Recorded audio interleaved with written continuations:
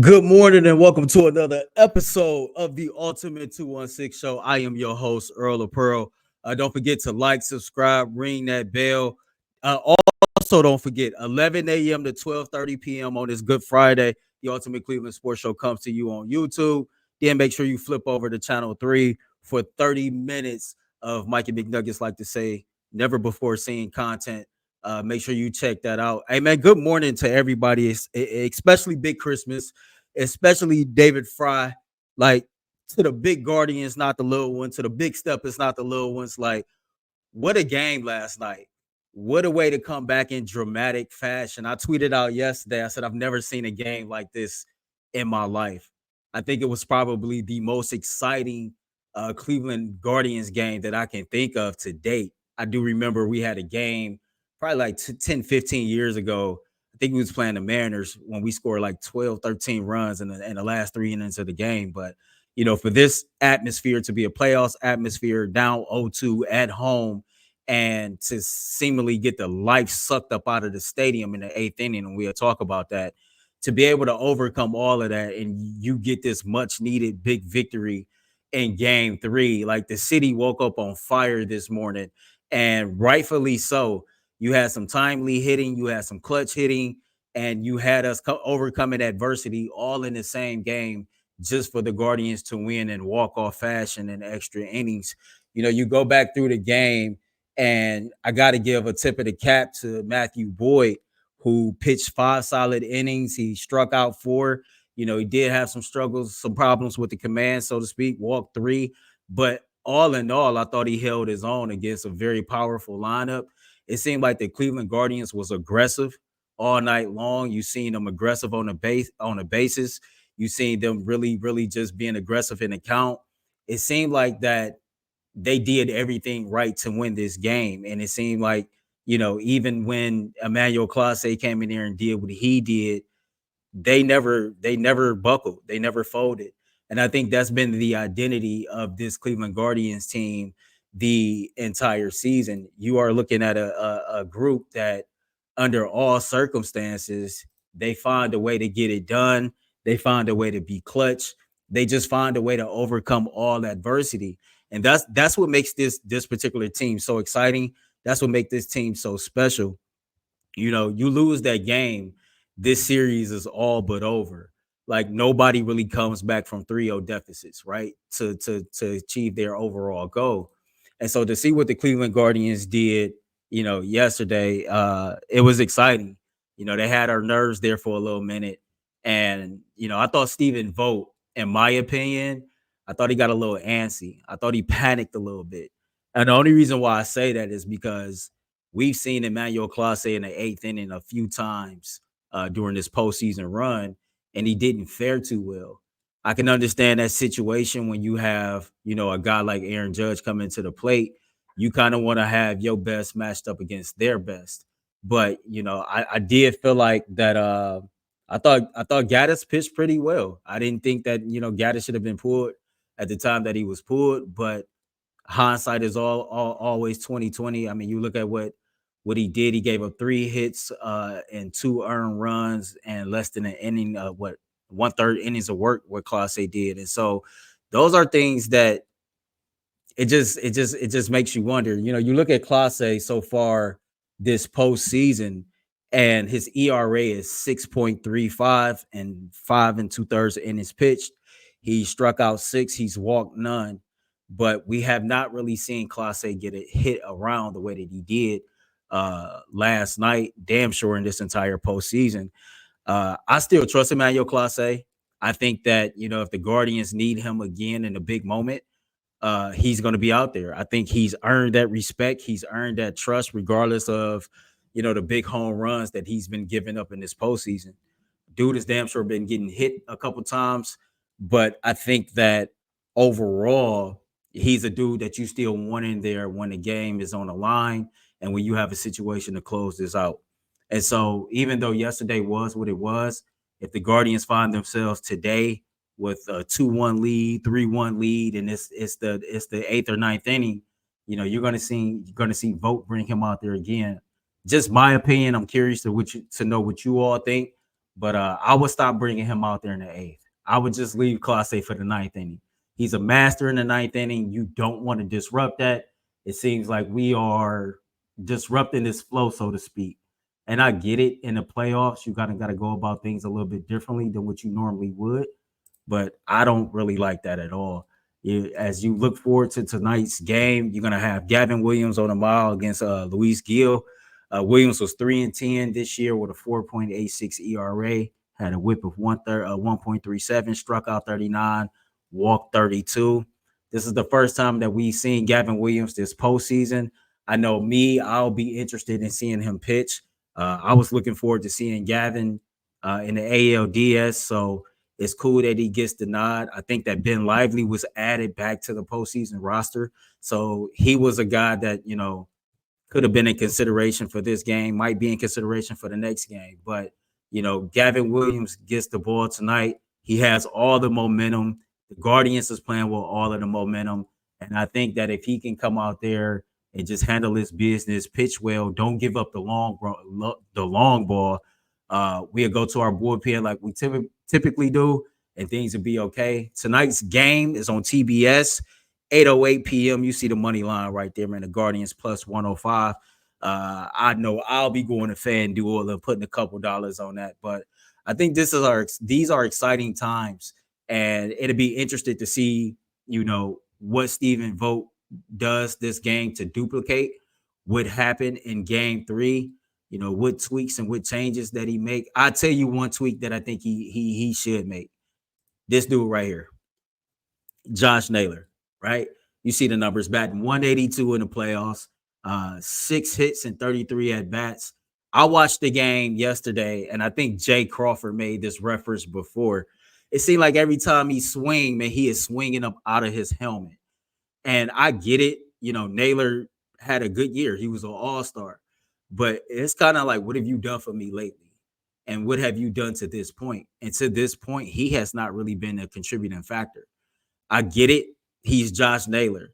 But if I'm Stephen Vogt, I might entertain having Naylor possibly pitch hit in game 4. You can probably start Manzardo or Big Christmas at first if you need to, or if you want to keep Big Christmas in the outfield, give Kyle Manzardo to start at first.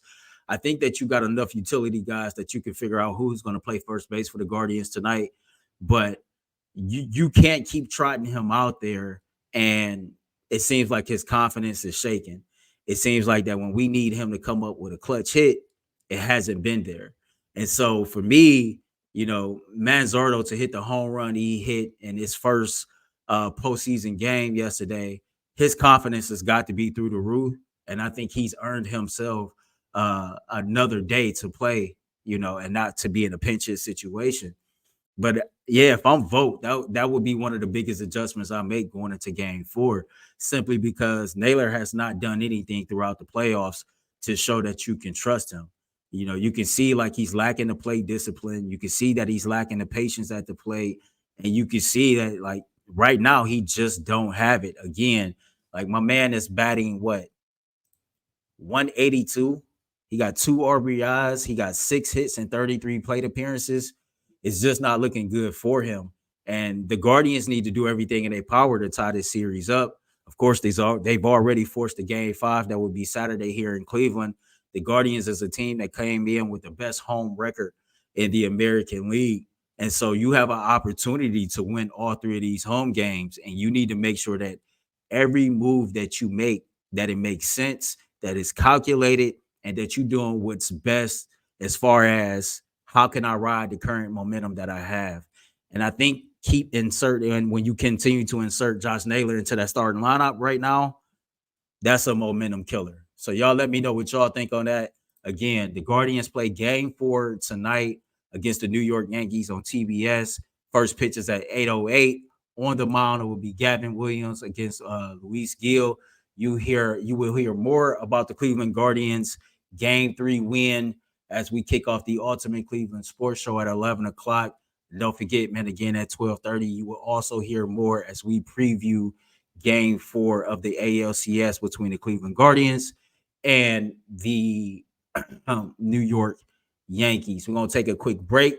When we come back, we're going to spend a little time talking about the Cleveland Browns' big announcement yesterday when they announced that they are actually going to go build that dome in Brook Park. But first, got to let you know that the Ultimate 216 show is brought to you by FanDuel. Hey, NFL fans, you can start the season with a big return on FanDuel, America's #1 sports book. So when you get a hunch in the middle of the game, you can check out the latest stats, view live play-by-play, and so much more on the same page where you place your bets. You'll get started with $200 in bonus bets guaranteed when you place your first $5 bet. That's fanduel.com/UCSS. Never waste a hunch and make every moment more with FanDuel, an official sportsbook partner of the NFL. So I told y'all in my last episode that, the Cleveland Browns are not a laughing stock franchise. We are a laughing stock fan base because everything that they put in front of our face, we pick it up and we run with it. And the Cleveland Browns found a way yet again at 1-5 to sell us, to grab our attention, to make us pay attention to them. First and foremost, I think everybody is looking forward to the return of Nick Chubb. I'm pretty sure everybody has read his heartfelt letter in a Players Tribune by now. There's some rumblings that Nick Chubb could have played last week, but from a PR standpoint, it made sense to save Nick Chubb for this matchup against the Cincinnati Bengals at home this week. Clearly, the offense will get introduced, and clearly Nick Chubb will be the last person running out that tunnel to a thunderous ovation that he so well deserved. And, hopefully the Browns can ride that momentum. I did find a cool stat. The Cleveland Browns, or Nick Chubb, is 8-2 in his career in 10 games against the Cincinnati Bengals, and he's ran for like 903 yards in his career against Cincinnati. Now, granted, Nick Chubb is returning from an injury. It's going to have to get himself back into football shape, and it'd just be fun to see him out there. And I think that's what we are all looking forward to. Like, just get out there, get some blitz pickups, carry the rock, and walk away from this game healthy. We've all missed 24. It's funny that for most instances, we are a fan base that's like divided on a lot of different things, from the quarterback to the coach to the GM, how we feel about the owner, etc. But the one constant that you always have in this city is we all love Nick Chubb, right? And so we all can't wait for Nick Chubb to run out there Sunday. The other thing that the Cleveland Browns did to grab our attention was they made the official announcement that they are going to go build a dome in Brook Park. Just give you a little bit from the Browns here. It says our stadium planning process started in 2017. As Mayor Bibb mentioned today, for the last 2 years, we have had positive, productive, and collaborative dialogue with the mayor and his staff, working together to find the optimal long-term solution for our stadium. We pursued many possibilities with our initial focus on renovating the current stadium and engaged design, construction, and engineering experts to develop a plan to do so. We also explored building a new stadium on multiple sites, both within and outside of Cleveland. We've learned through our exhaustive work that renovating our current stadium will simply not solve many operational issues and will be a short-term approach. With more time to reflect, we have also realized that without a dome, we will not attract the type of large-scale events and year-round activity to justify the magnitude of this public-private partnership. He finishes the statement, or the Cleveland Browns finishes their statement with this: we recognize our season on the field has not had the start we all hope for and are working hard to improve each week to make our fans proud. At the same time, it is critical that we remain committed to the best long-term sustainable solution for our stadium and to providing the world-class dome experience to our fans deserve. We are confident that the Brook Park project will significantly benefit the Northeast Ohio region for generations to come. We all knew this was coming. This should not come as a surprise to anyone. I know that this is going to frustrate some of the fan base, but we tried to set the expectation here on the Ultimate Cleveland Sports Show several times that if Jimmy wanted that dome in Brook Park, that dome was going to go be built in Brook Park. And me personally, I'm cool with it. Listen, I get the tradition. The Cleveland Browns have played on the lakefront for God knows how long, way before I was even thought of. That team was on the lakefront, and people who are traditionalists, people who like to see things stay the same, they don't really want to see the Cleveland Browns leave downtown Cleveland. And I'm going to play a video shortly from Mayor Bibb, who actually spoke on this matter yesterday. But I think it's cool. I think it's good for the team. I think this move is good for the fan base.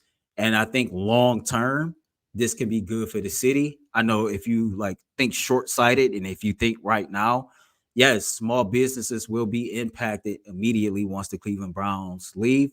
But if the city of Cleveland handle their business, I think they just got awarded like something around like a little bit over $710 million for some renovations to downtown Cleveland. So the city has an opportunity right now to capitalize on a prime piece of real estate and to develop the lakefront, put some more businesses down there that can thrive and see what happens. You know, this lakefront development has been the talk of the town for many, many years, right? I can think back to years from when I worked at the Justice Center that, you know, they was talking about tearing down the JC or moving the JC elsewhere because it was a sore spot and how they wanted to just start building up that area. It's so funny because they built a 5-star hotel right next to the Cuyahoga County Jail. Like, go figure that, right? And then across from that is one of many courthouses that sit right here on Lakeside. Now, Mayor Bibb did respond to it. He didn't seem like he was happy with the Haslams. Check this video out. This video right here is courtesy of WKYC Channel 3. I am deeply, deeply disappointed that our exhaustive efforts, that the Haslam Sports Group has chosen to pursue a move to Brook Park. They had the opportunity to reinvest in Cleveland, transform the current stadium into a world-class facility, enhance the fan experience, and remain highly profitable. We put those options on the table in good faith. But unfortunately, that was not enough.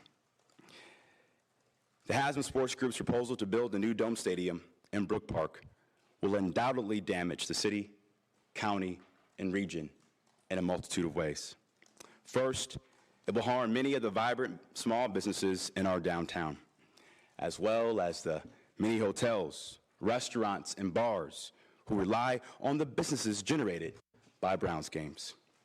We've already commissioned an economic impact study which estimates the negative impact of the Browns leaving at more than $30 million annually a year in lost economic impact in our city.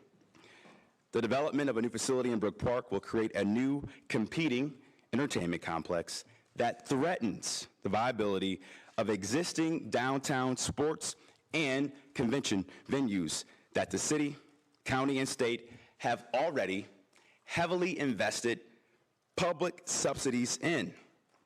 Shifting economic activity to Brook Park will weaken these public assets and be a net negative, not a positive, but a net negative for the region.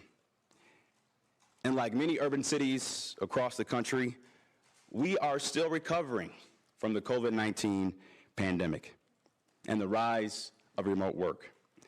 Their intent, if it indeed proves to be viable, would move jobs, development, and access away from the urban core, disproportionately affecting communities of color and low-income residents. That was our mayor sharing his thoughts on the Cleveland Browns announcing that they're going to move and build this dome in Brook Park. Of course, we want your feedback. Share your thoughts and your comments in the chat. Where are you at on the Browns making this official that they're going to go build a dome in Brook Park? And in your opinion, how does this impact the downtown economy? What can the city of Cleveland do going forward in a long-term realm to, capitalize on that real estate, build some new businesses? My cousin, we talked yesterday, and he suggested to me, he said, man, clubs, bars, casinos, hotels, like we'll be okay. It's gonna take some time, but we'll be okay. So again, I want to know your thoughts on all that. Don't forget to catch our flagship Ultimate Cleveland Sports Show starting at 11 a.m. Michael, we got today. Literally too much to fit into 2 hours. Literally too much to fit into 2 hours. There you go. So boom. Glad I did the Ultimate 216 show before the show started. Don't forget, man, we 11 to 12:30. We on channel 3 from 12:30 to 1. Until next time, man. Don't forget, be great, spread love. Being great come with a price. Spreading love, man. With that thing right there is priceless. Peace.